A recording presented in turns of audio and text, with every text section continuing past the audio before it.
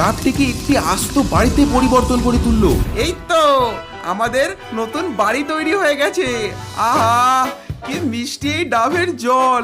ডাইনি আর তার বর জোরে গান চালিয়ে নাচানাচি করছিল। চলো চলো আমরা বাড়ি ছেড়ে পালিয়ে যাই। আমি কাল সকালে কিছু একটা ব্যবস্থা করছি।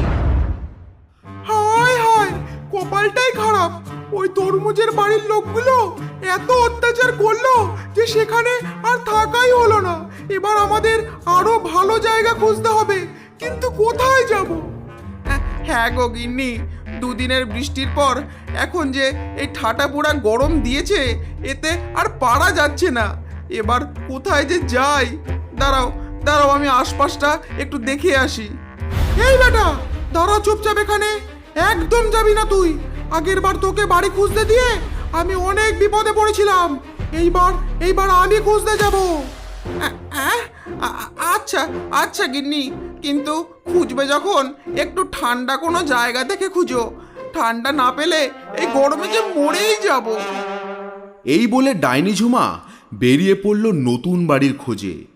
ভাসতে ভাসতে ডাইনি যাচ্ছিল হারুর বাড়ির সামনে দিয়ে, আর হঠাৎ ডাইনির চোখ গেল হারুর বাড়ির মস্ত বড় ডাব গাছটার দিকে। ডাব গাছটা দেখে ডাইনি থমকে দাঁড়ালো আর দাঁড়িয়ে বলল, আরে ওটা কি?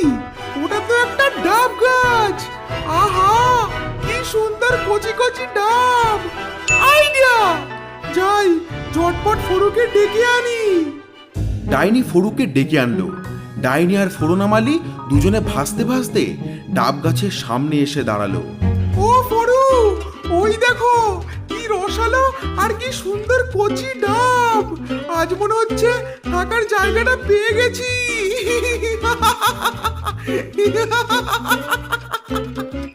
রসালো আর কচি ডাব দেখে ফরু যেই না ডাবের ভেতর ঢুকতে গেল, অমনি ডাবের শক্ত খোলসের গায়ে জোরে ধাক্কা খেয়ে ডাইনির দিকে ছিটকে আসলো। ও ও আহ ও উরি বাবা, উরি বাবা রে, উরি মা। তোমার সব কিছুতেই বেশি তাড়াহুড়ো। দাঁড়াও, এইভাবে হবে না। আমি আমার অদ্ভুত শক্তি দিয়ে এই ডাবটাকে আমাদের থাকার উপযুক্ত করছি। এই বলে ঝুমা ডাইনি তার মন্ত্রের দ্বারা ডাবটিকে একটি আস্ত বাড়িতে পরিবর্তন করে তুলল। একটি বড় ডাব, যার মধ্যে রয়েছে জানলা আর একটি বড় দরজা। বাইরে থেকে দেখতে পুরো একটি ডাবের বাড়ি। এই তো আমাদের নতুন বাড়ি তৈরি হয়ে গেছে। আহা কি সুন্দর, কি চিকন। চলো চলো গিন্নি, চটপট ঢুকে পড়ি আমরা। এই বলে ঝুমা ডাইনি সেই ডাবের দরজা খুলে ডাবের ভেতর ঢুকে পড়ল।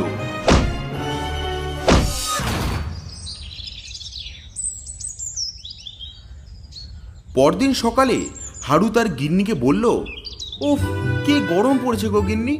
গরমে গলাটা শুকিয়ে তো কাঠ হয়ে যাচ্ছে, কিন্তু কি করা যায় বলো না গিন্নি।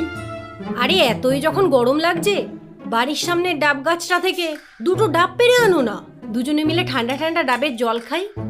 এই শুনে হারু ছেলে বলল, ও শুধু তোমরাই খাবা? হ্যাঁ, আর আর আমি বাদ। আমার জন্য একটি ছোট্ট দেখে ডাব নিয়ে এসো। কিছুক্ষণ পর হারু ডাব আনতে যাওয়ার জন্য তৈরি হলো। তার হাতে একটি ব্যাগ, কোমরে গামছা, আর গামছার মধ্যে একটি দা নিয়ে বাড়ির বাইরে ডাব পাড়তে আসলো, আর মাটিতে ব্যাগটা রেখে গাছে উঠে পড়ল।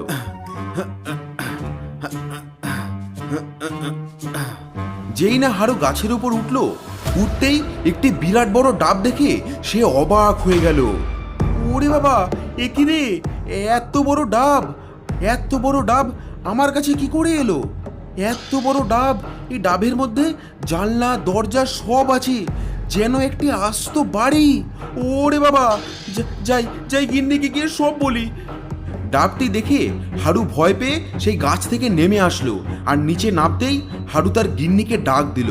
গিন্নি, ও গিন্নি, গিন্নি গো, শিগগিরই এদিকে এসো, দেখে যাও এ কি কাণ্ড হয়েছে। গিন্নি ছুটতে আসে, আর আসতেই হারু তার গাছের বিশাল বড় ডাবটা দেখায়, আর সেই দেখে গিন্নির চোখ তো কপালে উঠে যায়। ওরে বাবা, এই ডাব এত বড় কেন? সেটাই তো বুঝতে পারছি না। একদিকে হারুর পরিবার বিশাল ডাব দেখে ভয়ে কাঁপছে, আর অন্যদিকে ডাইনি আর ফরু সেই ডাবের ভেতর বেশ আনন্দেই আছে। আহা, কি মিষ্টি এই ডাবের জল, কি ঠান্ডা, যেন যেন কোনো বরফের দেশে আছি। এই, তোমার আরাম সারা জীবনেও শেষ হবে না। আগে তরমুজের ভেতরে তোমার এই আরামের জন্যই আমাদের তরমুজ ছাড়া হতে হয়েছিল, আর এখন তুমি এই ডাবের জলে শুয়ে আছো। বেরো, বেরো এখান থেকে, বেরো। এই বলে ডাইনি ফরুকে এক লাথি চালালো, আর ফরু ছিটকে গিয়ে দেয়ালে ধাক্কা খেলো। আহ আহ ও উড়ি বাবা, উড়ি মা। এই, আগেরবার আমি গেছিলাম খাবারের ব্যবস্থা করতে, এইবার তুমি যাও, ওদের ঘরে গিয়ে আমার জন্য কিছু খাবার নিয়ে এসো। এই বলে ফরু কোমর ডলতে ডলতে সেই ডাবের বাড়ি থেকে বেরিয়ে গেল। কিছুক্ষণ পর ফরু হারুর বাড়ির সামনে গিয়ে দাঁড়ালো আর ভাবলো, কারোর বাড়িতে না বলে যাওয়াটা ঠিক না। আমি বরং ডেকেই ভেতরে যাই।